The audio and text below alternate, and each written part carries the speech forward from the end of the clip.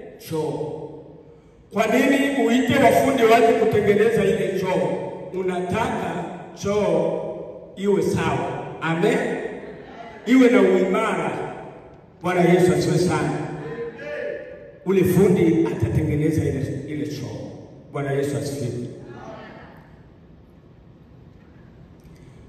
Lakini pia mahali patakatifu ni mahali gani? Amen. Au nini ya mahali patakatifu katika Biblia? Bwana Yesu asifiwe sana. Mahali patakatifu lilikuwa eneo maalum ndani ya hema ya kukutania, na baadaye hekalu ambapo Mungu alikutana na watu wake. Bwana Yesu asifiwe sana.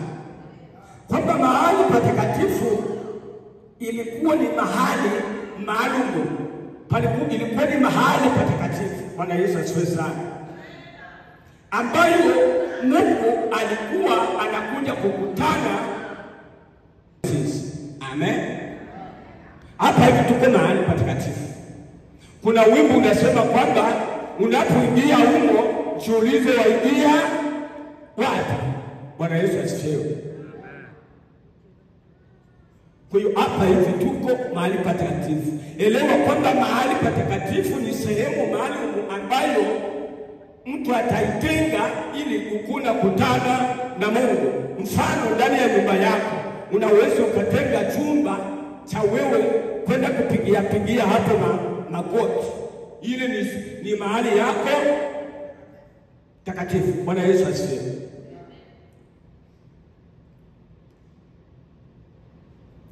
Lakini katika somo letu kumtengenezea Mungu mahali patakatifu, tutasema tu ya kuandaa mioyo yetu iwe safi, ili Bwana anapokuja aseme nasi. Kwa hiyo mahali patakatifu panapotakiwa sisi kupatengeneza ni mioyo yetu. Bwana Yesu asifiwe sana. Nikimfuata mwalimu wa jioni, amesema kuandaa nafasi ambayo mgeni atakuja kukaa. Na huyu mgeni ni nani? Ni Yesu Kristo. Sasa akasema kwamba alisema jinsi ya kumtafutia mgeni nafasi. Akasema tutatafutia mgeni nafasi kwa njia ya kutubu. Na sisi tutamwandalia Mungu mahali patakatifu, tutamtengenezea Mungu mahali patakatifu kwa njia hiyo ya kutubu, njia ya kujisafisha. Kwa hiyo nakuja kuangalia ujumbe wa mwalimu wa jioni na huu wa usiku wa leo uko sambamba.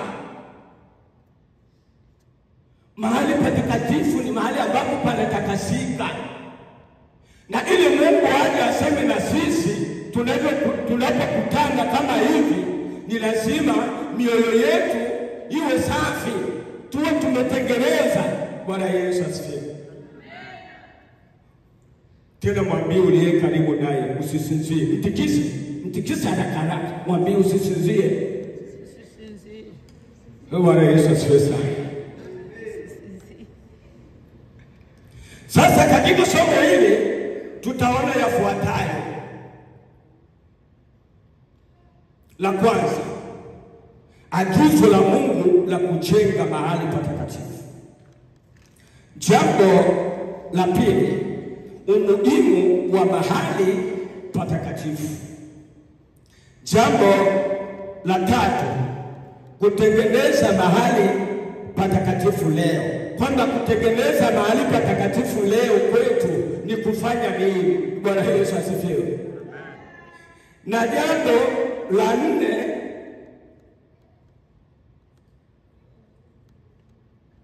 tutaona mbinu 10 zinazotakiwa sisi wa Kristo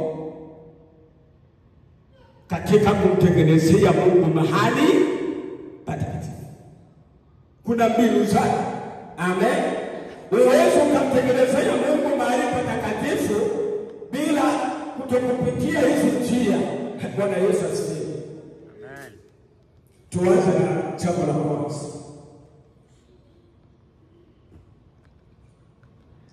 Agizo la Mungu ya kujengea mahali patakatifu. Mungu aliwaagiza Waisraeli kumjengea mahali patakatifu ili akae kati yao. Bwana Yesu asifiwe sana. Hilo ndilo agizo la Mungu. Aliambia Waisraeli waandae mahali patakatifu ili hao wanakuja kukutana naye. Bwana Yesu asifiwe sana. Kama mfano tulivyoweka mkutano huu, tutakutania wapi na wana wa Mungu? Tutafute je, tumelipata wapi? Ailoa. Na leo ndio maana tuko Ailoa. Bwana Yesu asifiwe.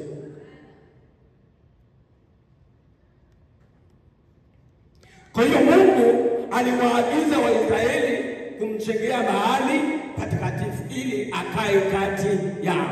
Wana wa Mungu, hivi tulivyo hapa tuko mahali patakatifu na Mungu yuko mahali hapa. Amen. Anasema nasi kwa muda wote. Usifiche anayokuambia ndani ya mkutano huu. Amen. Akikupa ujumbe sema. Na usiku wote wa leo hadi kesho Bwana atasema nasi sana tunapokuwa ndani ya jengo hili. Pale utakapolala atasema na wewe. Bwana Yesu asifiwe sana. Tunachoomba mawazo yetu ya mwelekeo, tujue tumefuata nini ili kwamba aseme nasi.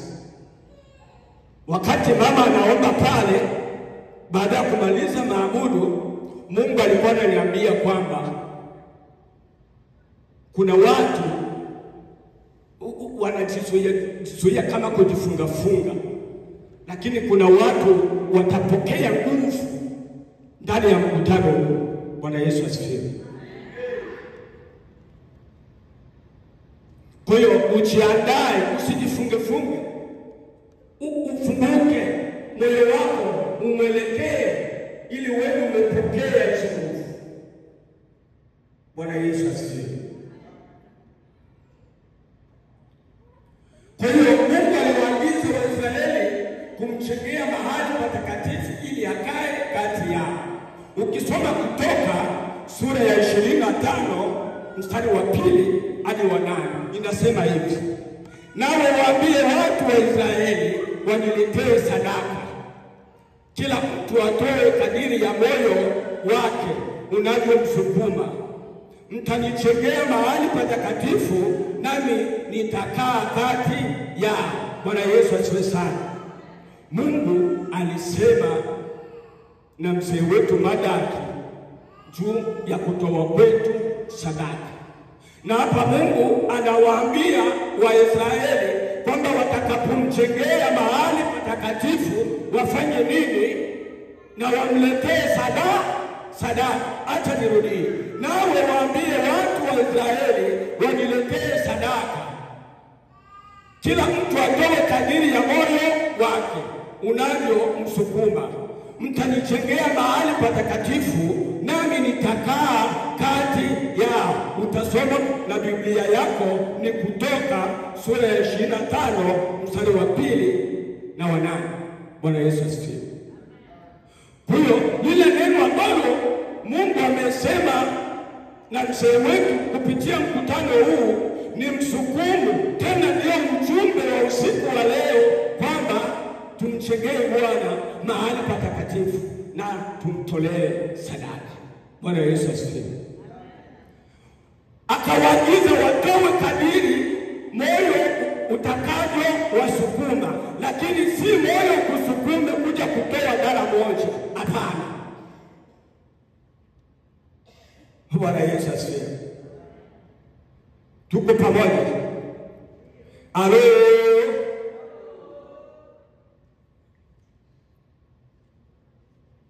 Agizo hili lilionyesha tamanio la Mungu kuwa ana ushirika wa karibu na watu wake. Kwa hiyo agizo hili ambalo Mungu aliwaambia Waisraeli lilionyesha kuwa Mungu anatamani sana kuwa na ushirika na taifa lake. Bwana Yesu asifiwe sana. Nasi Bwana ana matamanio makubwa kwetu na kutusogelea na kuwa na ushirika. Ndiyo maana leo tumekutana Iowa hapa. Haleluya. Bwana Yesu asifiwe sana. Bwana ana matamanio makubwa. Bwana ana ushirika. Bwana asingekuwa na ushirika, asingeambia wana wa Israeli wamtengenezee mahali patakatifu. Na sisi leo tusingeandaa mkutano huu ili tuwepo hapa siku hizi. Bwana Yesu asifiwe.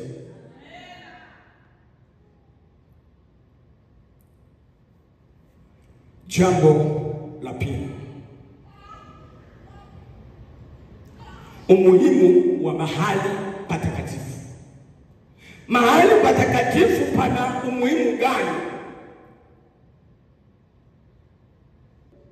Umuhimu wa mahali patakatifu ni kwamba Mungu alitaka awe anaonekana katikati ya watu wake.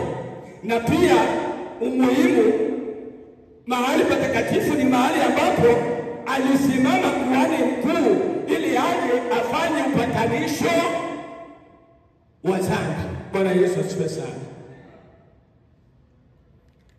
Pale ilikuwa hatari. Ukiingia mle mahali patakatifu angati uinjili ule tusholane. Amen.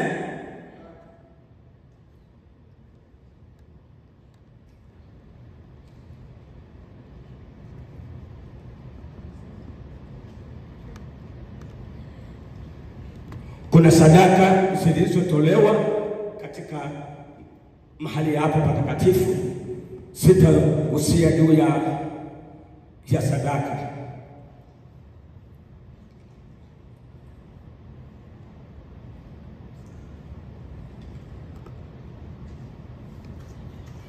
Tuone kutengenezea Mungu mahali patakatifu leo. Kwa nini sisi leo inatupasa tumtengenezee Mungu mahali patakatifu? Kwa nini?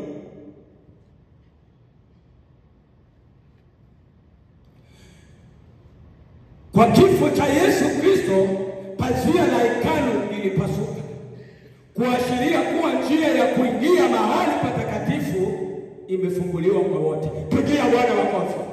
Piga makofi. Kwa hiyo kwa kifo cha Yesu Kristo, pazia la hekalu lilipasuka, likiashiria kuwa njia ya kuingia mahali patakatifu imefunguliwa. Leo tena hakuna kwenda kwenye hema ya kukutania, ni ondolewa sana. Ni wewe kukiri, ni wewe kuomba msamaha, ni wewe kuungana na Bwana na kusamehe. Amen.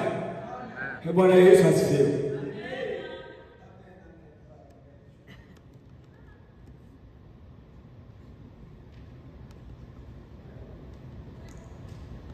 Sasa kupitia Yesu tunaweza kumkaribia Mungu moja kwa moja. Bwana Yesu asifiwe. Kwamba kupitia Yesu tunaweza kumkaribia Mungu moja kwa moja.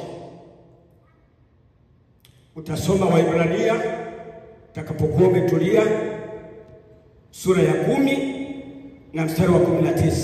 Basi ndugu, kwa damu ya Yesu tunapewa moyo thabiti wa kuingia mahali patakatifu. Naomba msomaji mmoja apasome hapa. Amen.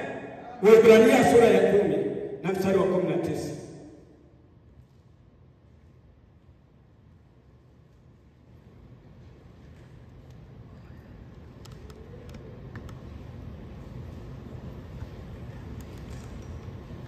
Umepaona baba?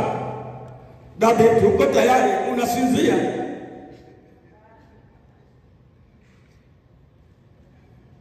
Waebrania sura ya 10 na mstari wa 19. Watu wakiwa sehemu kama hizi, hakuna usingizi. Usuko bonaja ni mpaka meshi. Sura ya 10 na mstari wa 19.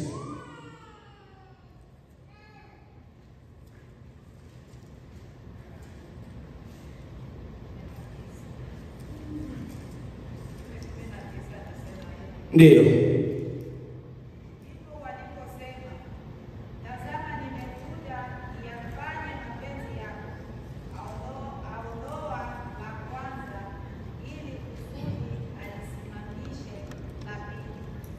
Amen. Yaani mwili wake. Bwana Yesu asifiwe. Kwa hiyo kupitia Yesu tunaweza kumkaribia Mungu moja kwa moja. Hii inaonyesha kuwa kila muumini anaweza kuwa na ushirika wa moja kwa moja na Mungu kupitia Kristo. Bwana Yesu asifiwe. Hakuna tena pasela hekalu. Hakuna tena hadi mwingine mahali patakatifu wa patakatifu. Bwana Yesu asifiwe sana. Namtafuta Yesu akae moyoni.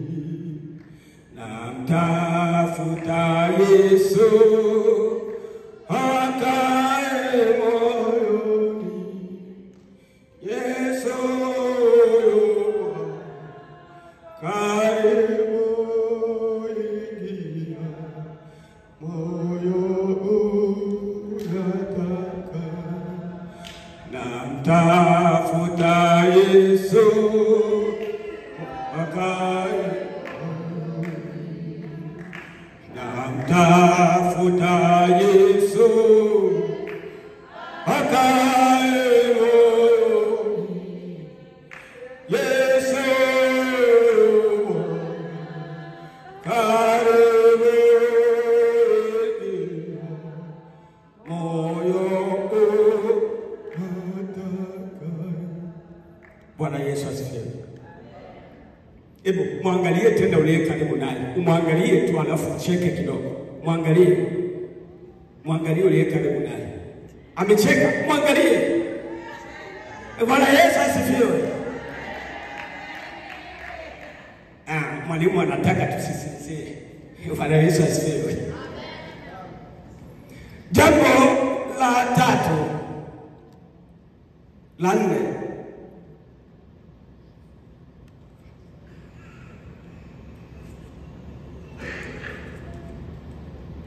Mbinu 10 za kumtengenezea Mungu mahali patakatifu.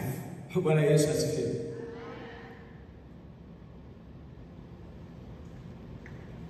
Ile tumtengenezee Bwana mahali patakatifu, kuna mbinu zake. Ibada lile la kwanza, Bwana anagusia jambo kutengeneza. Amen. Inamaanisha tutakapotengeneza kuna yatakayofuatia. Bwana Yesu asifiwe. Akawaambia Musa, ambia wana wa Israeli wafue nguo zao, na mimi siku ya 3 nitashuka kutoka mbinguni. Bwana Yesu asifiwe. Kiongozi baraza la maungano yafanyike. Amen. Tumuone Bwana hapa. Mimi nimesafiri masaa mengi sana. Sasa sitaki nirudi hivi. Wakati nitakapoungama wala nipokee msigu ambao Bwana ameuandaa hapa Iowa wa baraka, nirudi nao. Bwana Yesu asifiwe. Hatukuja kuona Iowa, tumeshapafika sana Iowa, lakini tumekuja kwa lengo na shabaha la Injili, kwamba ninaenda kwenye mkutano niende nimepokea baraka. Mwenyekiti, ingekuwa mkutano huu ni wakuja tu kuona David report, mimi singekuja. Unaona mwenyekiti? ningekupigia simu bwana, mimi sinikuja kuona ndege report tu, mimi sitakuja. Lakini kwa sababu ni sehemu ya kazi yetu, waombaji ni wainjilisti, tunakwenda kutangaza injili na tuone tumepokea baraka za kutupa nguvu za kwenda kusogeza kazi yake mbele. Amen. Tuango mitima watu ula tatulia ngini wote ndani tumili lakini ngela yaewe ibonjele yoko chile mambo wako kwa mbora nitu ili isua kujitakasa lunge ya Mungu wa ibada leko na tatalunga mudiku mama mama. Bwana Yesu asifiwe. Kujitakasa kila siku maana yake ni maana yake ni kujiepusha na dhambi na kuishi maisha matakatifu. Bwana Yesu asifiwe. Sasa mtu mwingine atajiuliza, mtu anawezaje kuishi maisha matakatifu hapa duniani? Unaweza. Amen. Kama mtu amekuja kuchukua mwende kufanya maovu na wewe unakataa, hivyo unapokataa unaepuka kwenda kutenda uovu, hapo unatafuta kuishi maisha ya utakatifu. Kuishi maisha utakatifu ni ya kuona eno tayeikana nane ubuntu wako obungu acha Yesu Kristo ule bito yona itabia ungiwe ni wewe Kristo wala itayiwito lesona ishirika yetu yashona twele molonda uyacha twele molondira ba alamu iyacha au isoka. Kwa hiyo mbinu ya kwanza iongela mwenyewe mbebuchile mahali patakatifu ile mwiso akujitakasa kila siku. Mbinu ya Abeli,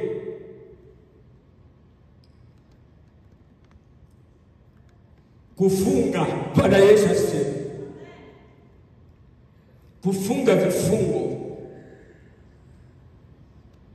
Kuna watu wanafungaga kama kuna ombi wamepanga tufunge, ndio mtu anafunga. Kumbe kifungo ndiyo maji ya kunywa ya mwombaji. Mwenyumba wakashipanga miembe lobima ukangela tamoja unja tamo hatona magoyo bisana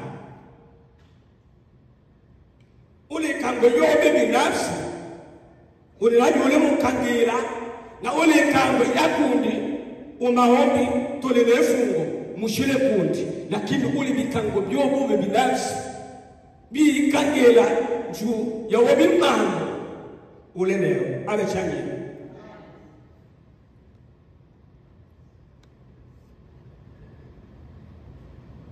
Na kwa huku Marekani ukitangaza hata kanisani tuna kifungo kesho, omona watu babili. Bwana Yesu atubariki sana. Kwa hiyo kufunga ni njia ya kumtengenezea Mungu mahali patakatifu.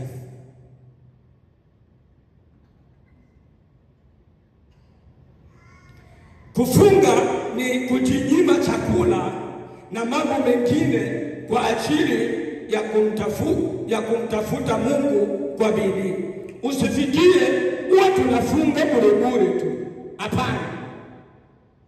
Watu na lengo la kufunga. Unajinyima kula ili umuonyeshe Bwana shida zako. Akaambia wanafunzi wake mambo mengine hayatoki pasipo kufunga na kuomba.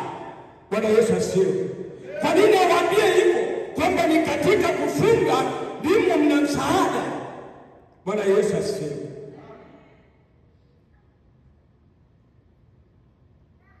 Tulifunga sana ili tuje Marekani. Tatango tilichi nabuye Ulaya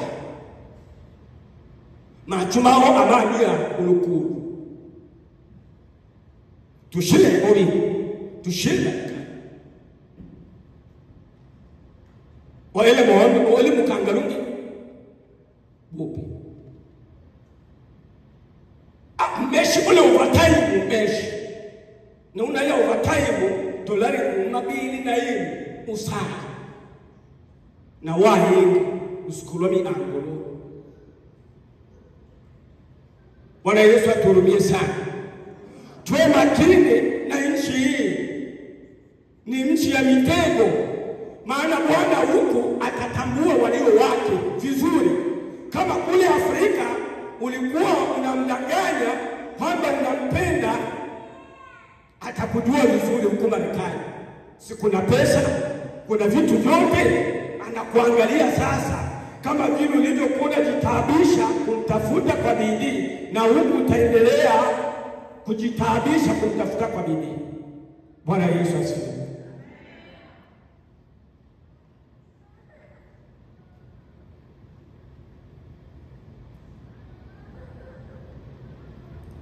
Bwaje ulugula obene friche shimu bukuru. Umuntu ulugula mkwashimu kulia, ulugula obene. Uyu ai ungwaje woka kupu ale yorobe gilibo silomese tadi. Mkwashimu kulia ulugula. Mumbai chocho. Ujui no muyo ninawa minyaka. Uyu bashiko lulula minyaka pele. Ngulula obene wa buyuta. Bwana Yesu aturumie. Mbinu ya tatu,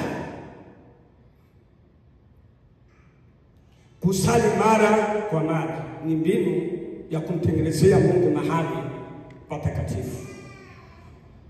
Kusali mara kwa mara ni kudumisha mawasiliano ya karibu na Mungu kupitia sala. Bwana Yesu asifiwe. Kusali mara kwa mara ni kudumisha mawasiliano ya karibu na Mungu kupitia sala. Atusali tena. Anatiwa wabecha. Uyo kanisa meshi leo. Ngamune nusebani beki. Amulenge ya alo niyo namune hope. Amosobola alo. Bwana Yesu aturumie sana. Sasa ushimo nuju wa yolala ayeba tashi kanisa akino yolala alu ingunasi mudosi pien ni ajipikela kana lala ni ayu ingwa yolala akina solala samwenji ani mayulu wa ngunu msao ayu alinasi islam wanu bitu bana nasi ichat irusho TikTok tale munda walimu ani anada salo abe iba ubiri bamubiri ativi abe ata kwaya chimukimba chimwikechewe imwetu tale na utunda eni TikTok enos asejeba kumbaka patima viewers ama ngole kwa na YouTube ibi twi ani na bibi ulitoro ndemo na ombo mwisho wa bibi yose ndugu ya uli tuyu ayetu yuchika nose nami ambo mutomu amba nepitero bi lola kwa sakabatu ini najata karibia masai 10 ini yola asa ni twi yanina loli bulebule mbaka ni osipata bobo bwana. Bwana Yesu asifiwe sana. Ngenda mama.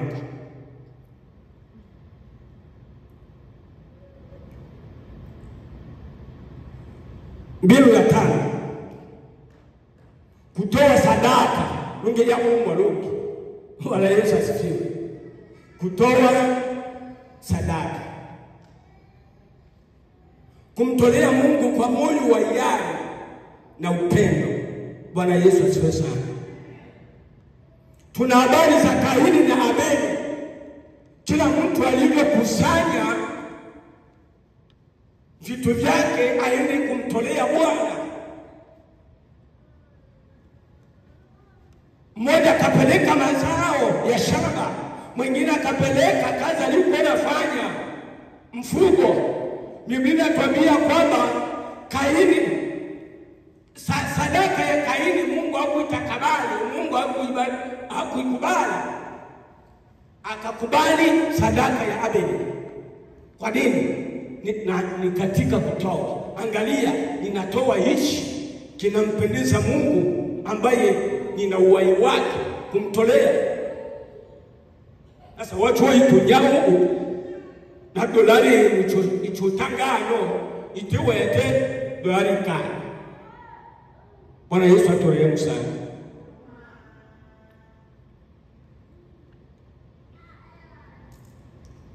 Kumtolea Mungu kwa moyo wa hiari na upendo.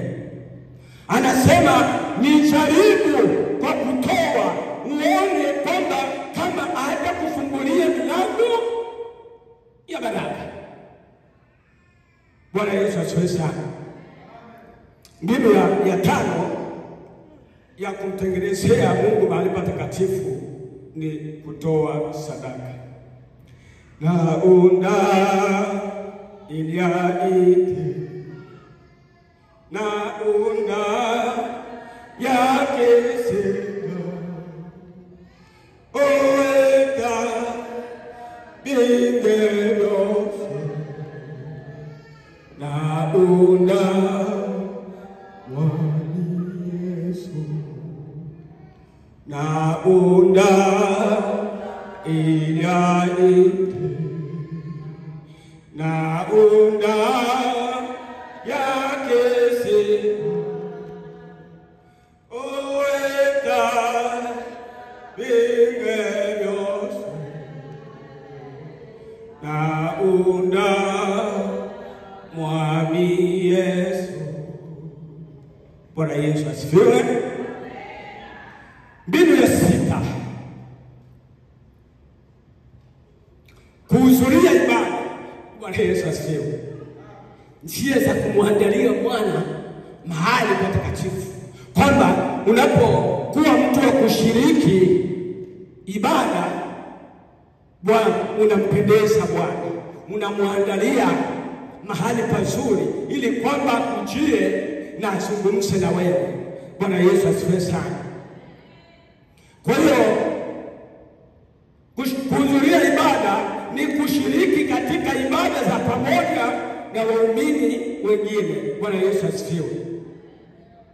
Ni kushiriki katika ibada za pamoja na waumini wengine.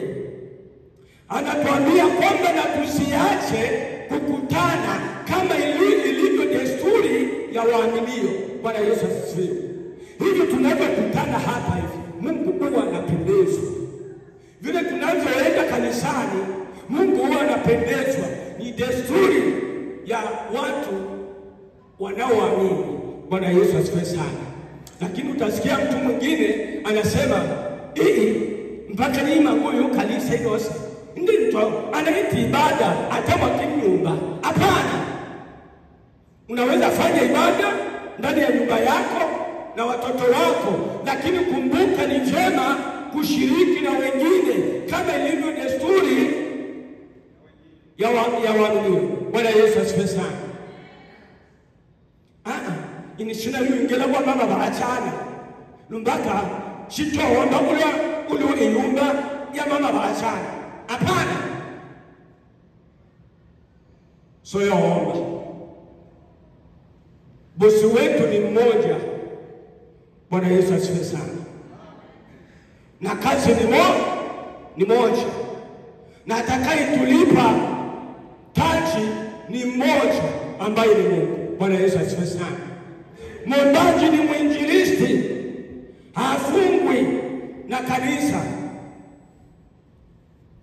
Mwambie mchungaji, mimi leo sitashiriki hapa. Ninajisikia niende shiriki ibada ya maombi sehemu fulani. Hivi kuna wachungaji wengine tukituma mialiko ya mikutano, hizo barua zisomwe hata kanisani. Kwa nini? Kuzuia karama zingine za watu wengine zisifanye kazi. Kwa nini? wape kibali waende. Bwana Yesu asifiwe sana. Betu mchungaji wetu tikiwacha tuna ngoyo mikutano hii mchungaji wako abi hapana, na tusiache kukutana kama ilivyo desturi ya waamini. Bwana Yesu asifiwe sana. Kuhudhuria ibada ale maye ube mesho yushiriki ibada ni upi meshi ule sombe ya mwana wa Sumani wewe ine sisi yewe ibada wewe osombe ikirishi tutu. Bwana Yesu aturumie sana.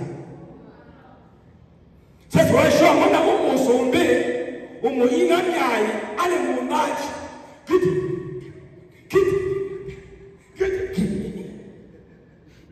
hapana.